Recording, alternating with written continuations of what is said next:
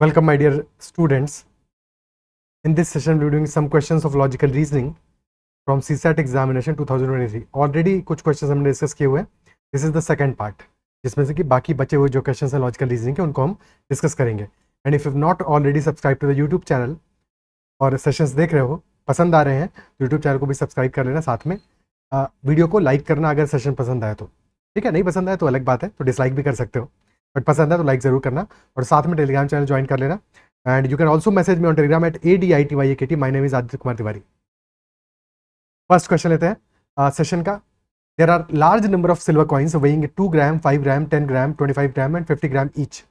बहुत सारे silver coins हैं हमारे पास. 2 ग्राम के हैं कुछ, 5 ग्राम के हैं कुछ, 10 ग्राम के हैं, 25 ग्राम के हैं, 50 ग्राम के हैं. बहुत सारे हैं. ठीक है, पैसे की कमी नहीं है. तो कंसिडर फॉलोइंग स्टेटमेंट्स. स्टेटमेंट दो हैं जिनको कंसिडर करना है. पहला स्टेटमेंट कह रहा है to buy 78 gram of coins one must buy at least 7 coins.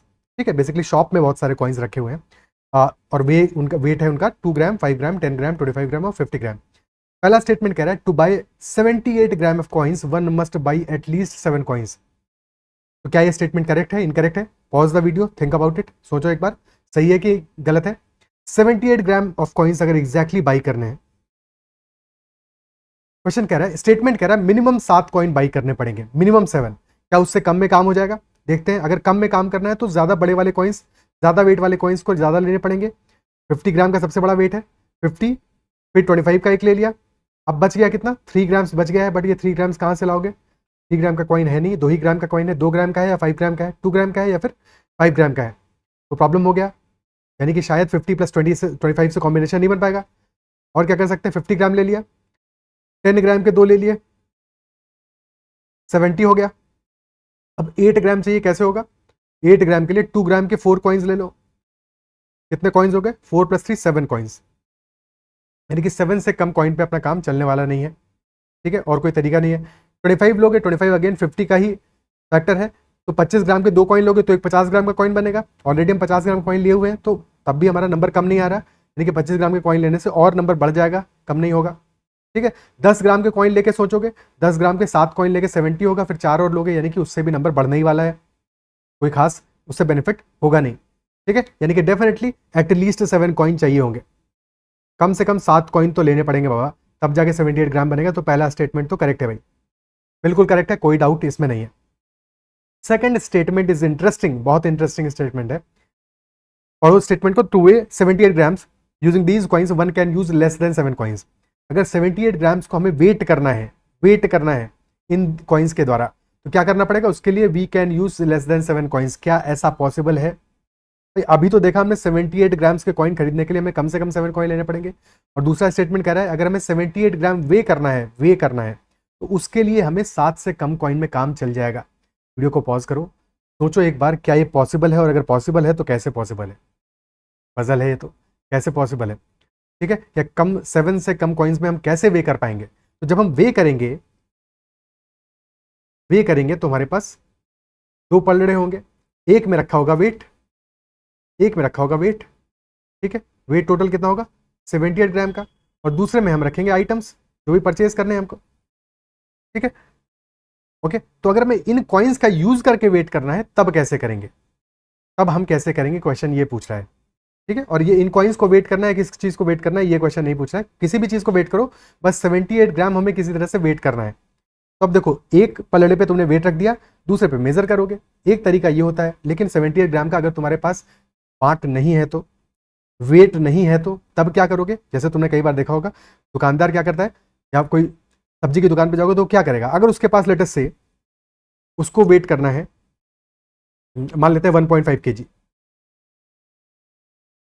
और उसके पास 1 kg का वेट ही नहीं है, उसके पास एक 2 kg का वेट है और एक 0.5 kg का वेट है, तब वो कैसे वेट कर पाएगा? वो क्या करेगा? एक पे रख देगा 2 kg का वेट, दूसरे वाले पे रख देगा 0.5 kg का छोटू वाला वेट. अब बच कितना गया? अगर दोनों पलड़ों को बराबर होना है तो एक पे ऑलरेडी 2 रखा है, इस पे 0.5 रखा है, 1.5 का तुम आइटम रख लोगे तो हमारा टोटल 2 हो जाएगा. यानी कि बैलेंस हो जाएगा मामला, मामला बैलेंस हो जाएगा. तो बेसिकली इसने क्या किया, 2 और 2.5 kg के वेट से 1.5 kg का वेट मेजर कर लिया. ये काम कर सकते हैं हम. ठीक है, तो यहां पे मेजर करने के लिए जब हमें 78 ग्राम मेजर करना है, तो क्या हम कुछ ऐसा कॉम्बिनेशन यूज कर सकते हैं? क्योंकि तभी कम कॉइन्स में काम चल पाएगा, अदरवाइज तो हमें 7 कॉइन्स लेने पड़ेंगे। तो 78 ग्राम अगर हमें बनाना है तो 80 माइनस 2 से 78 बन रहा है, यानी कि अगर हम एक पलड़े पे 80 ग्राम रख दें और दूसरे पे रख दें 2 ग्राम, तो बचा हुआ जो वेट होगा वो होगा 78 ग्राम। तो हाँ 78 ग्राम हम मेजर कर पाएंगे कब, जब एक पे रख दिया 80, एक पे रख दिया 2। कितने कॉइन्स चाहिए होंगे 80 ग्राम के लिए, हमें कितने कॉइन्स चाहिए 80 के लिए चाहिए, एक 50 का, एक 25 का और एक 5 का, हो गया 80। 3 कॉइन्स लगे प्लस, लेकिन अभी तो 80 का मामला है, 2 ग्राम वाला भी तो चाहिए, तो प्लस एक 2 ग्राम का कॉइन भी चाहिए। ये एक कॉइन है, यानी कि टोटल 4 कॉइन से हमने 80 ग्राम मेजर कर लिया। तो 4 coins are needed, 4 coins are needed to weigh 78 grams. तो सेकंड स्टेटमेंट भी एब्सोल्युटली करेक्ट है, बहुत ही बढ़िया क्वेश्चन, ऑप्शन सी आंसर आ जाएगा, that both 1 and 2 are correct. दोनों ही स्टेटमेंट हमारे करेक्ट है। क्या इस बात को अप्रिशिएट कर पा रहे हो, समझ पा रहे हो, समझ में आई बात ये? ठीक है, ये वैसा ही है ना जैसे बचपन में हम लोग कई बार पहेलियां क्वेश्चन करते थे, क्या तुमने भी किए होंगे? तो बताना एक बार कि बिल्कुल वैसा ही सवाल लग रहा है, बिल्कुल वैसा ही सेकंड स्टेटमेंट था, और डेफिनेटली ये दोनों के दोनों स्टेटमेंट हमारे करेक्ट है। Second question, question number 2, consider the following. A plus B का मतलब ये हुआ, A plus B means A is neither smaller nor equal to B. A ना तो छोटा है बी से, ना इक्वल है बी के। तो अगर ना छोटा है ना इक्वल है, मतलब क्या हुआ, नीदर स्मॉलर नॉर इक्वल, यानी कि A is greater than B. A plus B का मतलब हुआ A is greater than B. ठीक है, A is greater than B, state अभी वहीं लिख देते हैं, अलग से क्यों लिखें। ठीक है, तो पहले स्टेटमेंट का मतलब ये हुआ, ए प्लस बी का मतलब ये हुआ A is greater than B. Okay, second कह रहा है ए माइनस बी, जब माइनस का साइन है, A minus B means A is not greater than B, यानी कि बी से बड़ा नहीं है। बड़ा नहीं है तो क्या हो सकता है, छोटू हो सकता है या बराबर हो सकता है। तो A can be less than और equal to B. A into B means A is not smaller than B, यानी कि छोटा नहीं है, छोटा नहीं तो बड़ा हो सकता है, बराबर हो सकता है। तो A can be greater than और equal to B. A divided by B means A is neither greater nor equal to, यानी कि ना तो बड़ा है ना बराबर है, यानी कि डेफिनेटली छोटा है, फिर A is less than B. और last A plus minus B means A is neither smaller nor greater, ना छोटा है ना बड़ा है। तो अगर छोटा भी नहीं है बड़ा भी नहीं है तो क्या होगा, फिर तो बराबर होगा भाई। तो ये 5 हमारे सिंबल्स के इंटरप्रिटेशन हो गए। स्टेटमेंट गिवन है, अब स्टेटमेंट को इंटरप्रेट करते हैं। स्टेटमेंट कह रहा है P into Q, into Q कौन से में आ रहा है, थर्ड में आ रहा है, यानी कि P is greater than equal to Q. Next आ रहा है P माइनस टी, माइनस वाला सेकंड में आ रहा है, यानी कि P less than equal to T। फिर आ रहा है T डिवाइडेड बाई R, यानी कि फोर्थ वाला T is less than R। और last R plus minus S, यानी कि लास्ट वाला R is equal to S। हम इन चारों को कंबाइन कर सकते हैं क्या, P greater than equal to Q है, जबकि P less than equal to T है, यानी कि T P से भी ग्रेटर देन इक्वल टू है और P Q से ग्रेटर देन इक्वल टू है। और T is less than R, तो T अगर R से छोटा है तो R T से बड़ा है, और R is equal to S। तो ये पूरा हमारा complete relation Q R P Q R S T में बन गया। ठीक है, पहला स्टेटमेंट कह रहा है Q प्लस माइनस टी, यानी कि Q is equal to T। Is that so?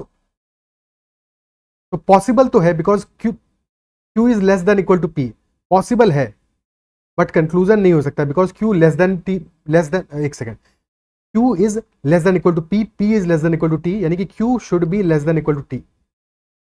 तो इक्वल टू हो सकता है, Q लेस देन T भी हो सकता है, या फिर Q इक्वल टू T भी हो सकता है। तो इक्वल टू T पॉसिबल है, बट कंक्लूजन नहीं होगा, तो कंक्लूजन तो गलत है। सेकंड, S प्लस Q, यानी कि S is greater than Q, क्या ये बात सही है? तो Q is greater than equal to P, Q is greater than equal to T, but T is less than R, यानी कि Q should be less than R, Q R से छोटा होगा, और R और S बराबर है, यानी कि Q S से भी छोटा ही होगा। तो definitely S is greater than Q, ये करेक्ट है, सेकंड कंक्लूजन हमारा करेक्ट है, ऑप्शन बी आंसर आ जाएगा। Only conclusion 2 follows from the statement. ठीक है, कंक्लूजन पॉसिबल है, डेफिनेट नहीं है, तो कंक्लूजन 2 हमारा आंसर होगा। Clear? Okay, next, consider sequence A B C, then 2 blanks हैं, फिर ए बी सी, फिर एक ब्लैंक है, फिर D A B B C D, फिर एक ब्लैंक है, then A B C D, और एक पैटर्न है। यहाँ पे हमें पैटर्न आइडेंटिफाई करना पड़ेगा, which one of the following complete the sequence. Best approach ऐसे क्वेश्चन में क्या होगा कि तुम इनको फिल करके चेकआउट कर लो। ठीक है, डी ए सी बी को फिल करके देख लो, और क्योंकि सीसैट का पेपर तो ऑफलाइन होने वाला है, ठीक है, तो पेंसिल जरूर लेके जाना। जब भी ऐसा कोई क्वेश्चन है तो तुम पेंसिल से फिल करके देख लो, पहला फिल किया, इरेज किया, दूसरा ऑप्शन फिल किया, ठीक है, तो ऑफलाइन पेपर का एक फायदा तो उठाओ। ओके, तो सबसे पहले फिल करते हैं DACB, DACB। तो पैटर्न बनना है हमारा ABCD, AABC, CDAB, BCDB, ABCD, ABCD, AABC, CDAB, BCDB, ABCD। तो स्टार्ट ABCD से हुआ, एंड भी ABCD पे हो रहा है, बट ये बीच में कहानी क्या हो रही है, AABC, CDAB, BCDB। ये कुछ मामला समझ में नहीं आया, क्या पैटर्न बन रहा है, तो कोई पैटर्न तो बनता हुआ नहीं दिख रहा है यहाँ पे, ठीक है, कोई भी पैटर्न नहीं दिख रहा है, तो शायद ऑप्शन ए आंसर नहीं है, ठीक है। दूसरा देखते हैं, तो सेकंड है CDAB, CDAB, ABCC, DABC, ADAB, BCDB और ABCD। स्टार्ट हुआ है ABCC से, फिर है DABC, ADAB, BC, अगेन कोई पैटर्न नहीं है किसी भी तरह का, तो ऑप्शन बी भी आंसर नहीं होगा। DCCA, DCCA, तो स्टार्ट हुआ है ABCD से, फिर आया है CABC, CDAB, BCDA और ABCD। क्या कोई पैटर्न दिख रहा है, ABCD से CABC में कैसे जाएंगे, फिर CDAB में कैसे जाएंगे, स्टिल कोई पैटर्न नहीं है, यानी कि शायद ऑप्शन डी ही आंसर है, बट पैटर्न चेक करते हैं, DDCA, ABCD, DABC, CDAB, BCDA and then ABCD। Start हुआ ABCD से, फिर आया DABC, लेकिन डी को लास्ट से स्टार्ट में ले आए, उसके बाद में आया CDAB, तो सी स्टार्ट में आ गया, लास्ट वाला स्टार्ट में आता जा रहा है, और फिर नेक्स्ट आएगा अपना BCDA, और लास्ट में ए आ जाएगा स्टार्ट में, यानी कि ABCD। तो yes, this is clearly a pattern, option D answer है, ऑप्शन डी हमारे इस क्वेश्चन का आंसर है। क्लियर, ठीक है, नेक्स्ट क्वेश्चन करते हैं। Consider the following statements in respect of 5 candidates P, Q, R, S and T. 2 statements are true and 1 is false. दो ट्रू स्टेटमेंट है, एक फॉल्स स्टेटमेंट, और हमें गिवन भी है कि कौन सा ट्रू है कौन सा फॉल्स है, ये भी गिवन है। तो पहला statement is true, first statement true है, और ट्रू स्टेटमेंट कह रहा है 1 of P and Q was selected for the job। तो जॉब के लिए सिलेक्शन किसका हुआ है, P और Q में से किसी एक का तो हुआ है, यानी कि P और Q किसी एक का सिलेक्शन हुआ है, पहला स्टेटमेंट कह रहा है। दूसरा स्टेटमेंट फॉल्स है, गलत है, और स्टेटमेंट कह रहा है at least 1 of R and S was selected for the job। R और S में से कम एक का सिलेक्शन हुआ है, लेकिन ये फॉल्स स्टेटमेंट है, ये फॉल्स स्टेटमेंट है। फॉल्स होने का मतलब क्या हुआ, स्टेटमेंट कह रहा है कम से कम एक का सिलेक्शन हुआ है, यानी कि या तो R का सिलेक्शन हुआ है स्टेटमेंट के हिसाब से, या तो S का हुआ है, या दोनों का हुआ है, बट ये स्टेटमेंट फॉल्स है, इसका मतलब है किसी का भी सिलेक्शन नहीं हुआ है। वेरी इंपॉर्टेंट, स्टेटमेंट फॉल्स है, पहले स्टेटमेंट को करेक्ट मान के समझो। इस स्टेटमेंट का मतलब क्या हुआ कि किसी एक का हुआ है, यानी कि या तो R का सिलेक्शन हुआ है, या S का हुआ है, या फिर R और S दोनों का हुआ है, दोनों का हुआ है। बट ये स्टेटमेंट फॉल्स है, इसका मतलब है ना तो R का हुआ है ना S का हुआ है, किसी का भी सिलेक्शन नहीं हुआ है, ठीक है। तो ना तो R का सिलेक्शन हुआ है और ना ही S का सिलेक्शन हुआ है, ये ट्रू हो गया, यानी कि ये कंक्लूजन हो गया इस स्टेटमेंट से। और थर्ड स्टेटमेंट ये ट्रू है, कह रहा है at most 2 of R, S and T were selected for the job. R, S और T में से मैक्सिमम 2 का सिलेक्शन हुआ है, मैक्सिमम 2 का हुआ है, लेकिन R और S का जब हुआ ही नहीं है, तो या तो T का सिलेक्शन हुआ होगा, T या तो सेलेक्ट हुआ होगा या फिर नहीं सेलेक्ट हुआ होगा, ठीक है। तो ये हमारा कंक्लूजन निकलेगा। पहला कंक्लूजन क्या कह रहा है, first at least 4 were selected for the job, कम से कम 4 का सिलेक्शन हुआ है, लेकिन यहाँ पे हमें क्या दिख रहा है, P और Q में से किसी एक का सिलेक्शन हुआ है, 5 कैंडिडेट में से, क्योंकि 5 ही कैंडिडेट थे, तो यहाँ पे तो एक का सिलेक्शन हुआ है, और T का या तो हुआ होगा या नहीं हुआ होगा, यानी यहाँ तो या तो 0 है या 1 है, यानी कि या तो एक कैंडिडेट सेलेक्ट हुआ है या फिर 2 सेलेक्ट हुए हैं, ठीक है। और अगर एक सेलेक्ट हुआ है तो या तो P हुआ है या फिर Q हुआ है, और अगर 2 हुए होंगे तो एक P होगा और एक T होगा, या एक Q होगा एक T होगा, तो ये हमारे कॉम्बिनेशन बनेंगे सिलेक्शन के। तो 4 तो, ये तो पहला स्टेटमेंट तो गलत है, एटलीस्ट 4 का selection. Second, S was selected for the job, S को तो पहला ही फॉल्स वाला स्टेटमेंट हमारा निगेट कर दे रहा है कि S का सिलेक्शन नहीं हो सकता, तो ये भी गलत स्टेटमेंट है, ऑप्शन डी आ जाएगा, that neither is correct, neither is correct, neither 1 nor 2, कोई भी कंक्लूजन फॉलो नहीं करता, ठीक है, क्लियर है। Next question, let P Q R S and T are 5 statement such that, 5 statements हैं P Q R S T, if P is true, अगर P true है, इफ पी इज ट्रू तो that implies कि both Q and S are true, तो Q भी true होगा और S भी ट्रू होगा। ये कब है? जबकि पी ट्रू है। ध्यान ये देना है, जब भी कभी ऐसा स्टेटमेंट गिवन हो कि if P is true then both Q and S are true, इसका दो मतलब निकलते हैं। पहला मतलब इसका ये है कि इसका ऑपोजिट ट्रू नहीं है, यानी कि अगर एस ट्रू है तब भी पी ट्रू होगा, ऐसा हम नहीं कह सकते, ऐसा नहीं कह सकते। ठीक है, इसका ऑपोजिट ट्रू होना जरूरी नहीं है, हो सकता है एस ट्रू हो लेकिन पी फॉल्स हो, लेकिन जब पी ट्रू होगा तो एस जरूर ट्रू होगा। ठीक है, तो एक डायरेक्शन में ही जाएगा, ऑपोजिट डायरेक्शन में ऐसे नहीं चले जाओगे। क्लियर है? ओके, तो ये बात समझ में आनी चाहिए। और इसका ये मतलब भी नहीं हुआ कि अगर पी फॉल्स है तो एस भी फॉल्स होगा, नहीं, इसका ये मतलब भी नहीं है। हो सकता है पी फॉल्स हो लेकिन तब भी एस ट्रू हो, तब भी पॉसिबल है। हाँ, ये जरूर है, जब पी ट्रू होगा तब फॉर श्योर क्यू और एस दोनों ट्रू होंगे। क्यू भी ट्रू होगा और एस भी ट्रू होगा, यानी पी ट्रू होगा तो ऐसा नहीं हो सकता क्यू फॉल्स हो और एस ट्रू हो, दोनों ट्रू होंगे, दोनों ट्रू होंगे, कोई भी फॉल्स नहीं हो सकता। ठीक है, तो पहला हमारा स्टेटमेंट तो ये बात कहता है।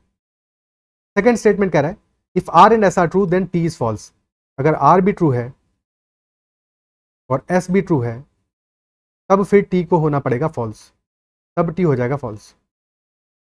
ओके, ठीक है, यानी कि दोनों अगर ट्रू है तो फिर टी ट्रू नहीं हो सकता है। अब हम कंक्लूजन्स को देखते हैं। पहला कंक्लूजन कह रहा है if T is true, T है true, then at least one of P and R must be false. T true है, टी ट्रू है, तो अगर टी ट्रू है तो यहां से एक बात समझ में आती है, क्योंकि अगर आर और एस दोनों ट्रू होते हैं तब तो टी फॉल्स हो जाता है। तो अगर टी ट्रू है इसका मतलब यह हुआ कि at least one of R and S must be false, क्योंकि अगर दोनों ही ट्रू होते अब तो टी भी ट्रू, टी फॉल्स होता, ट्रू बोलो, टी फॉल्स होता, लेकिन टी है ट्रू, इसका मतलब है आर और एस में कम से कम एक जरूर फॉल्स होगा, या तो आर फॉल्स होगा या फिर एस फॉल्स होगा। ठीक है, या तो आर फॉल्स होगा या फिर एस फॉल्स होगा।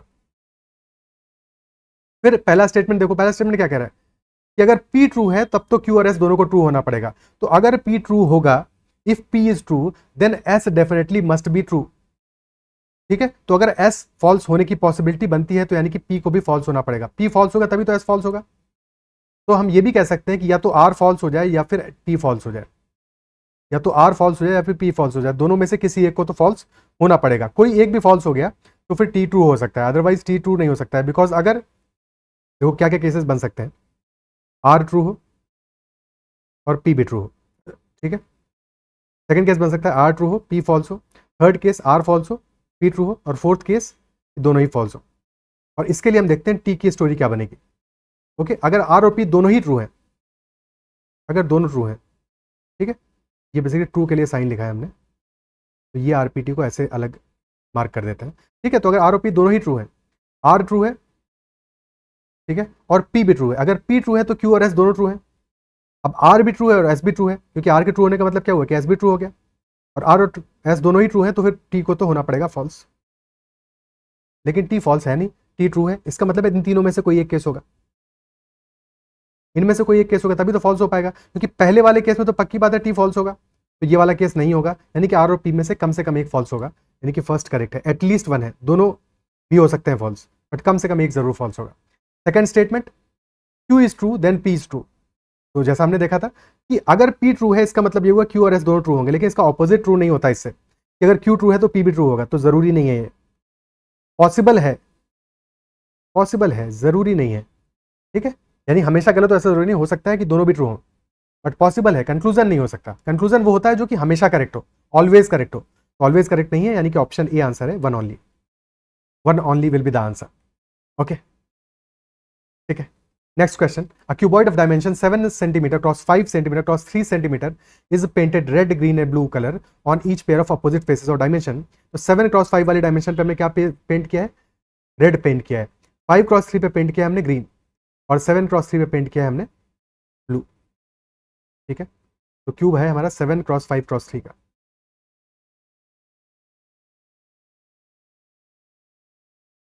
This dimension is 7, this is 5, और फिर तीसरी वाली डायमेंशन को मान लेते हैं अपना 3। Okay, this is 3। तो 7 क्रॉस 5 पे हमने रेड पेंट किया है,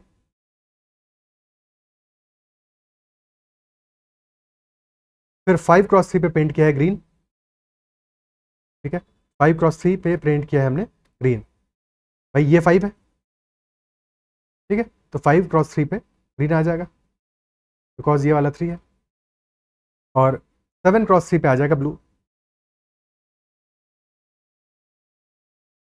तो दिस इज 7, तो ये फेस ब्लू हो जाएगा, और जो फेस ब्लू है उसका ऑपोजिट वाला भी ब्लू होगा, उसके नीचे वाला भी ब्लू होगा, रेड के ऑपोजिट वाला भी रेड होगा, ग्रीन के ऑपोजिट वाला भी ग्रीन होगा। क्लियर है, ठीक है। फिर क्वेश्चन कह रहा है क्यूबॉइड को हमने कट किया है और सेपरेट किया है वेरियस क्यूब्स में, each of size length 1 centimetre. Total कितने क्यूब्स बनेंगे, वॉल्यूम कितना है इसका 7 into 5 into 3, 7 into 5 35 into 3 105 centimetre cube, और इससे हम 1 सेंटीमीटर क्यूब के कितने क्यूब बना पाएंगे 105 क्यूब्स, तो इतने तो टोटल क्यूब बनेंगे हमारे 105। फिर पहला क्वेश्चन कह रहा है, पहला स्टेटमेंट कह रहा है there are exactly 15 small cubes with no paint on any face, 15 small cubes with no paint on any face.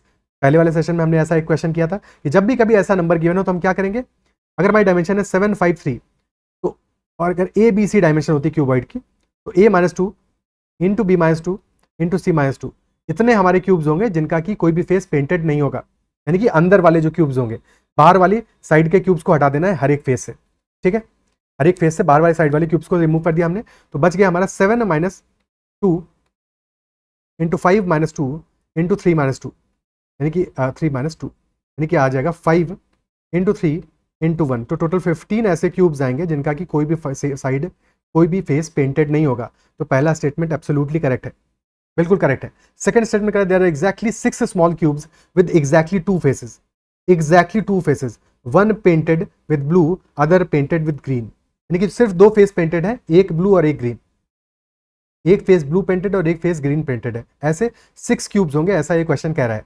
Check करते हैं क्या ऐसे 6 होंगे या कितने होंगे, ठीक है। तो पहले यहाँ पे क्यूब्स को मार्क कर देते हैं, यहाँ पे 5 आ रहा है तो 5 लाइंस बना देते हैं, 1 3 5, और ये 7 बना देते हैं,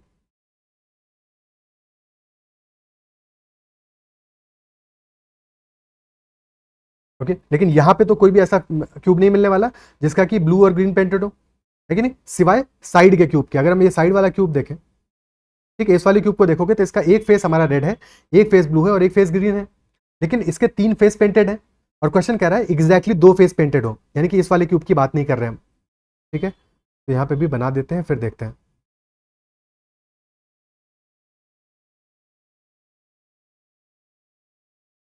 ओके, ठीक है। अब तुम ऑब्जर्व करो इस वाले क्यूब को,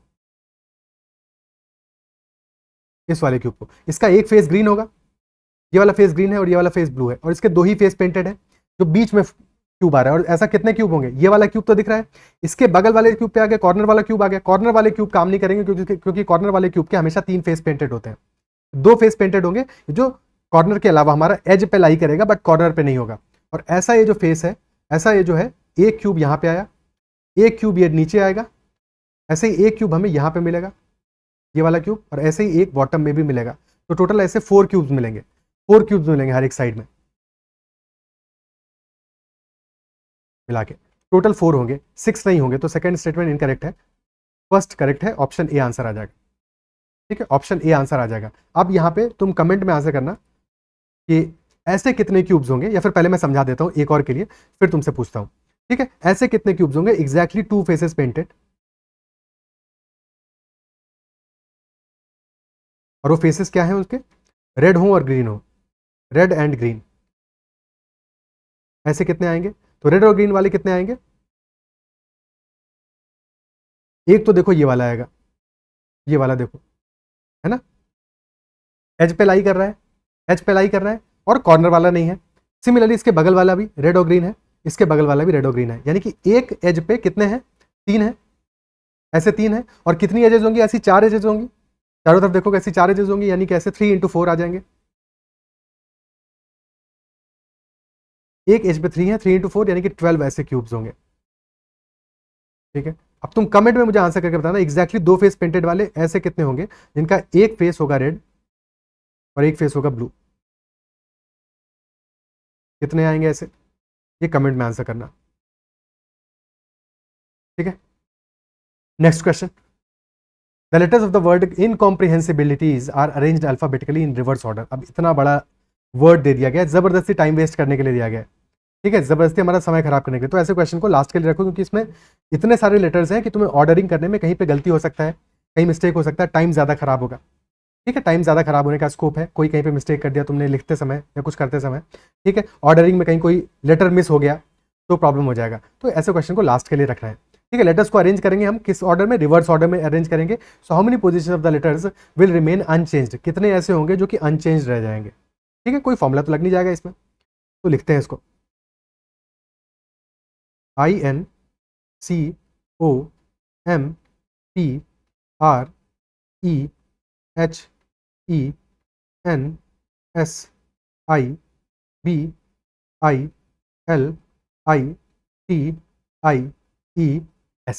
बन गया हमारा, ठीक है। अब रिवर्स ऑर्डर में लिखना है, यानी कि जो सबसे पहले लेटर्स आ रहे हैं उनको सबसे लास्ट में लिखोगे, उनको लास्ट में लिखोगे, ठीक है।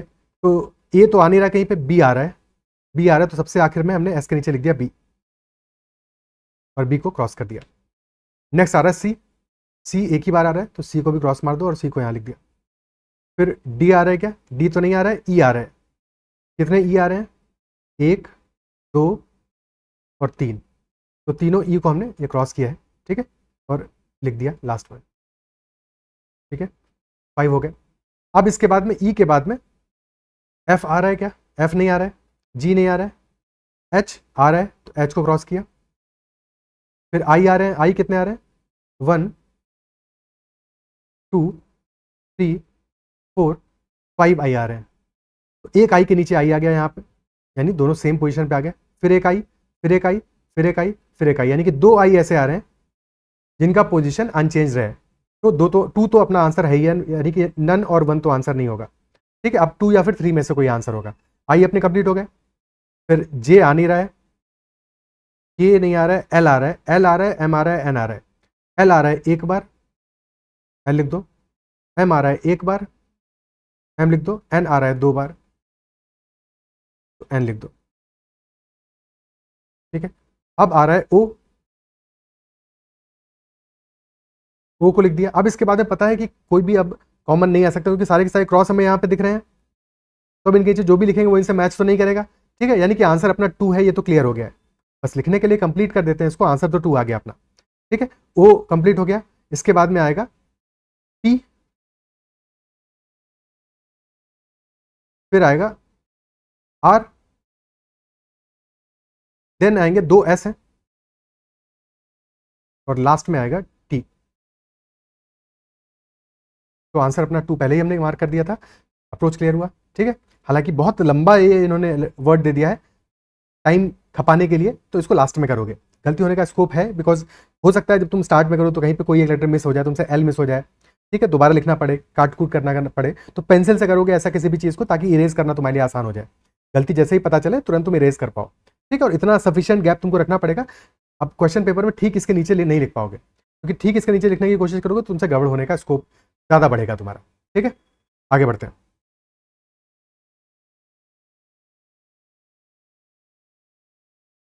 A rectangular floor measures 4 metre in length and 2.2 metre in breadth.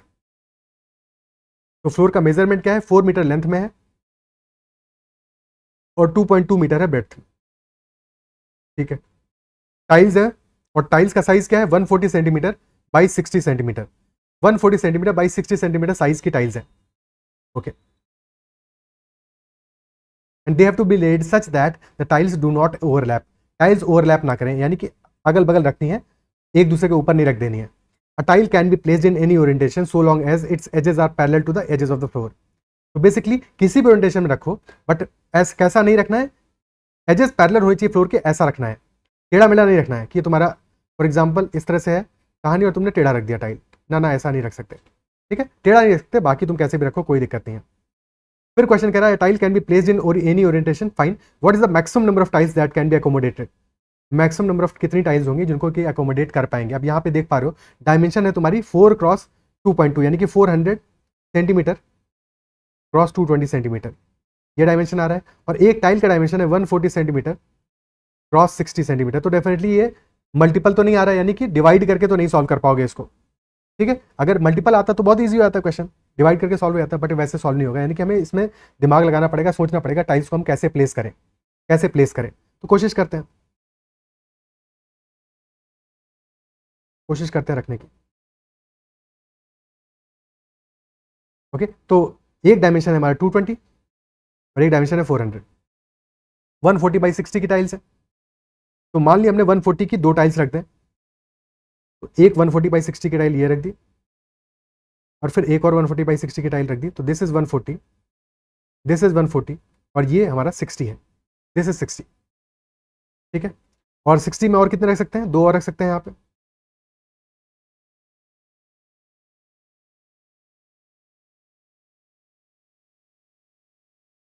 तो यानी कि 6 टाइल्स तो हमारी हो गई। अब यहाँ पे कितना बचा है, 120 बचा है, 120 बचा है। ठीक है, और ये तो टोटल 220 है, यानी कि अभी भी हम यहाँ पे और कितनी टाइल्स रख सकते हैं, 120 है, तो 140/60 की दो और टाइल रख सकते हैं, 140/60 की दो और टाइल रख सकते हैं। ठीक है, तो दैट विल बी, एक टाइल ये आ गया और एक और टाइल आ गया। ठीक है, दिस इज 60, दिस इज 60, 120 बचा था, यानी कि कितनी टाइल्स आ गई हमारी, 1 2 3 4 5 6 7 और 8। और ऐसे किसी भी क्वेश्चन में हमें हमेशा हिट एंड ट्रायल करना पड़ेगा, इसका कोई फिक्स्ड अप्रोच नहीं है, फिक्स्ड फॉर्मुला नहीं है, बस हमारा कोशिश क्या होना चाहिए कि जितना ज़्यादा से ज़्यादा टाइल्स को हम रख सकें। तो अभी भी हमारे पास इतना सारा पोर्शन, बहुत सारा पोर्शन क्या है, वैकेंट पड़ा हुआ है, तो शायद हम और टाइल अकोमोडेट कर सकें, शायद अकोमोडेट कर सकें, कर पाएंगे नहीं कर पाएंगे इसके लिए भी हिट एंड ट्रायल करेंगे। बट ये बात समझना है कि अगर कभी भी एग्जाम में ऐसा क्वेश्चन आता है, ठीक है, इससे हमें एक चीज क्लियर होगी कि मैक्सिमम नंबर जो है हमारा वो या तो 8 होगा या फिर 8 से बड़ा होगा, लेकिन 6 या फिर 7 नहीं होगा, यानी कि हमारा आंसर या तो 8 होगा या फिर 9 होगा।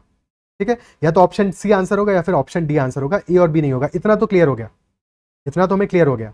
ठीक है, बट हमें अभी भी 9 करने की कोशिश करनी है, क्योंकि अभी भी काफी स्पेस हमारा वैकेंट है, तो क्या हम 9 कर सकते हैं, ये हमें सोचना पड़ेगा। ठीक है, इस क्वेश्चन के लिए बहुत सारे कोचिंग्स ने भी आंसर 8 दिया है। ठीक है, 8 दिया था इनफैक्ट आंसर के आने से पहले, ऑफिशियल आंसर की में आंसर 8 नहीं है, 9 है। ठीक है, बिकॉज 9 ही होगा करेक्ट आंसर। बट बात यह है, मैं तुम्हें यह समझाना चाह रहा हूं इस बात से कि ऐसा क्वेश्चन अगर एग्जाम में आता है, तुम्हारा आंसर 8 दिख रहा है तुमको, जरूरी नहीं है वो आंसर करेक्ट हो, और टाइम भी बहुत ज्यादा वेस्ट करने का मतलब नहीं हो सकता। तुम बहुत सारे ओरिएंटेशन ट्राई करो और बहुत सारा जुगाड़ ट्राई करो, उसके बाद भी तुम 9 वाला आंसर खोज नहीं पाओ, बिकॉज बहुत सारे लोग बाद में भी नहीं खोज पाए। तो एग्जाम में तो ये काम करना और भी मुश्किल काम है।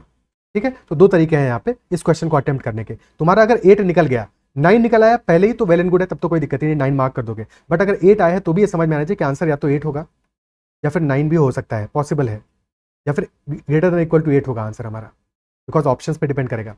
ठीक है, तो अगर 8 और 9 ऐसे दो ऑप्शन ही दिख रहे हैं, तब तुम चाहो तो अपने ऑप्शन के साथ जा सकते हो, यानी कि 8 को मार्क कर सकते हो। ठीक है, चांस ले सकते हो, या 8 और 9 में से किसी एक पे चांस ले सकते हो, तुम्हारी मर्जी है, या क्वेश्चन को स्किप मार सकते हो। ठीक है, बट इतना श्योर है कि आंसर हमारा इन दो ऑप्शंस में, यानी 50% चांस है तुम्हारा सही होने का, फिर तुम्हारा कॉल है। टाइम बहुत ज्यादा वेस्ट नहीं करना है यहाँ पे, बिकॉज तुम चाहे 4 तरह से 8 निकाल लो या 10 तरह से 8 निकाल लो, तुम श्योर नहीं हो सकते कि तुम्हारा आंसर 8 ही होगा, फिर भी 9 होना पॉसिबल है। हाँ, 9 एक बार निकल गया तब फिर श्योर है कि आंसर 9 होगा, क्योंकि मैक्सिमम 9 है, उससे बड़ा कोई नंबर हो नहीं सकता, ऑप्शन में नहीं है ना मतलब। ठीक है, तो 9 निकल आया तो फिर अलग बात है, बट 9 निकलना किस्मत की बात है। बहुत सारे लोग बाद में भी नहीं निकाल पाए, तो तुम एग्जाम सेंटर में तुरंत निकाल पाओगे, ये प्रैक्टिस पे डिपेंड करेगा, तुमने ऐसे कितने क्वेश्चन को पहले प्रैक्टिस किया हुआ है।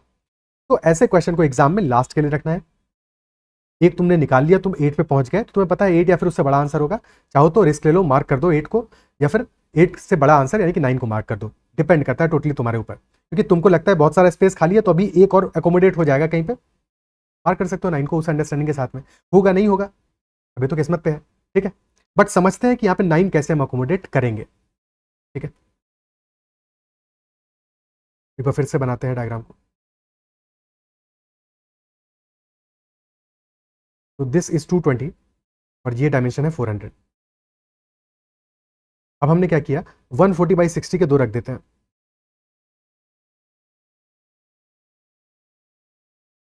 ठीक है, दिस इज 140, दिस इज 140 और ये 60 है। अब कितना बच गया है, 120 हमारे पास बच गया है यहाँ पे। ठीक है, 120 बच गया है, तो यहाँ इस 120 में हम रख सकते हैं 60/60 वाले, तो रख देते हैं। तो 120/60 के दो यहाँ पे आ जाएंगे, दिस इज 60, दिस इज 60 और ये आ रहा है 140। ऊपर हमारा 80 अभी भी रिमेनिंग है, 80 बचा हुआ है ऊपर, और यहाँ पे ऊपर कितना बचा है, 160 बचा है। जहां 160 बचा है वहां पे हम या तो 260 के रख सकते हैं, पॉसिबल है, और या फिर 160 में हम क्या कर सकते हैं, 260 के रख सकते हैं, और या फिर एक रख सकते हैं 140 का। और यहाँ पे 80 बचा है, तो यहाँ पे तो सिर्फ और सिर्फ एक हम यहाँ पे क्या फिट कर सकते हैं, हम 60 वाला एक फिट कर सकते हैं, तो 60 वाला 8 यहाँ पे फिट कर देते हैं 60 बाई 140 का। ठीक है, तो यहाँ पे 60 इसने अकोमोडेट कर लिया और ये 140 साइज घेर लिया, यहाँ पे 140 घेर लिया, तो बचा कितना, बच गया हमारा 260 बच गया है।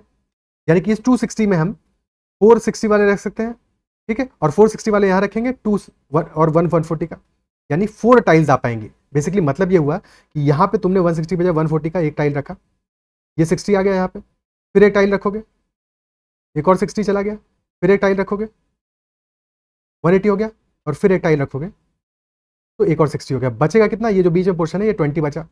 यहाँ पे भी कितना छोड़ दिया तुमने, 140 रख दिया तो 20 यहाँ पे छूट गया। ठीक है, बट टाइल्स कितनी आ गई तुम्हारी, अब टाइल्स ज्यादा आ गई क्या, 1 2 3 4 5 6 7 8 और 9, और ये बीच वाला पोर्शन खाली है। क्या बात समझ पा रहे हो? ठीक है, ये हमने टोटल 9 टाइल्स यहाँ पे रख दी, ऑप्शन डी आंसर आ जाएगा।